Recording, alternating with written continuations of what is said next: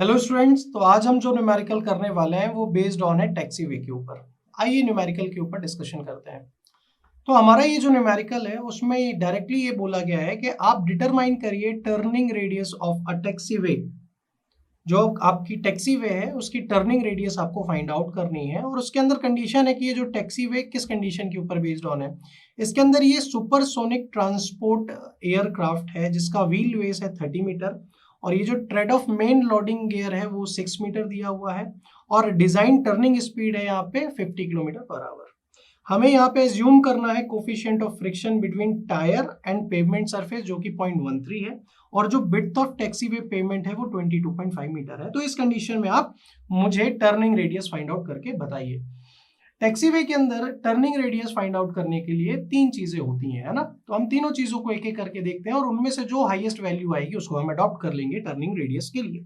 तो सबसे पहली जो कंडीशन होती है, पहला जो कंडीशन होता है, केस वन होता है टर्निंग रेडियस फाइंड आउट करने के लिए, वो इस तरीके से होता है। ये जब हम न्यूमेरिकल अभी सॉल्व कर रहे हैं तो आपको थ्योरी को भी एक विजन करके चलना होगा, थ्योरी का भी, अदरवाइज आप ये चीजें भूलते चलेंगे। तो क्या होगा टर्निंग रेडियस का formula v square upon 125 f। तो यहाँ से हमारी वैल्यू क्या आ जाएगी, डिजाइन स्पीड आपकी 50 है, 125 कांस्टेंट है, फ्रिक्शन की वैल्यू आपको दी गई है, कितना है 0.13।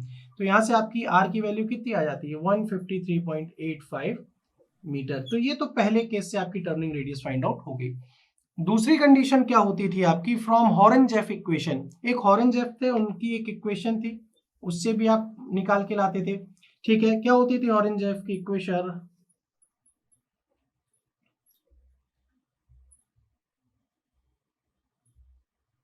हॉरेंजेफ की इक्वेशन कुछ इस तरीके से है कि capital R is equal to 0.388 W का square upon 0.5 T minus S। ये आपका 5 है और ये माइनस S है। इस तरीके से आप फाइंड आउट कर सकते हो R को, where W is what, wheel base of aircraft, जिसकी वैल्यू कितनी है आपकी, जिसकी वैल्यू कितनी है 30 मीटर है। T आपका क्या है, विड्थ ऑफ टैक्सीवे पेवमेंट, जिसकी वैल्यू आपकी कितनी है 22.5 मीटर। S आपका क्या है, distance between midway point of the main gear and the edge of taxiway pavement in metre. तो आपको वो तो पहले से 6 दिया था और मिडवे की बात हो रही है तो 6/2 हो जाएगा, तो यहाँ से इसकी वैल्यू कितनी हो जाएगी 9 मीटर। तो अब आप जैसे ही ये STW की वैल्यू पुट ऑन करेंगे तो R आपको क्या मिल जाएगा 0.388 इंटू 30 का स्क्वायर अपॉन 0.5 22.5 माइनस S की वैल्यू कितनी है 9 है। तो यहां से आपको जो R की वैल्यू मिल जाएगी, वो हो जाएगी 155.2 metre.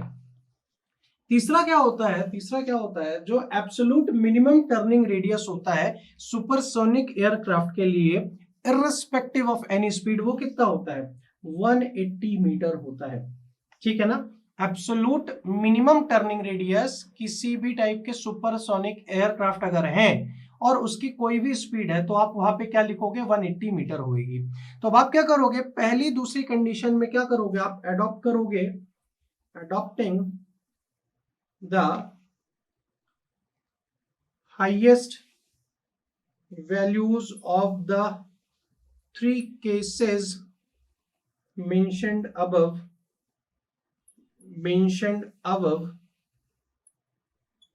the turning radius of taxiway to be actually provided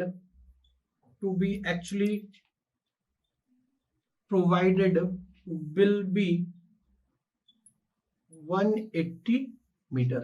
तो इन तीनों कंडीशन में से आप हाईएस्ट वैल्यू को अडॉप्ट कर रहे हो। ठीक है, पहला ये टर्निंग रेडियस का एक फॉर्मूला होता है, दूसरा आपका हॉरेंजेफ इक्वेशन होता है, तीसरा आप अडॉप्ट करते हो सुपरसोनिक एयरक्राफ्ट के लिए 180 metre respective of any speed. तो हमने तीनों केसेस देखे और इनमें आपको क्या दिखा, सबसे हाईएस्ट 180, तो हमने इस 180 को टर्निंग रेडियस अडॉप्ट कर लिया है। सेम इसी पैटर्न में आपको स्क्रीन में एक मैं होमवर्क दे रहा हूं, सेम यही पैटर्न आपको फॉलो करना है और उसकी आपको टर्निंग रेडियस फाइंड आउट करनी है टैक्सी वे के लिए। तो आई होप आपको समझ में आया होगा और आप होमवर्क करेंगे। आज के लिए इतना ही। Thank you very much.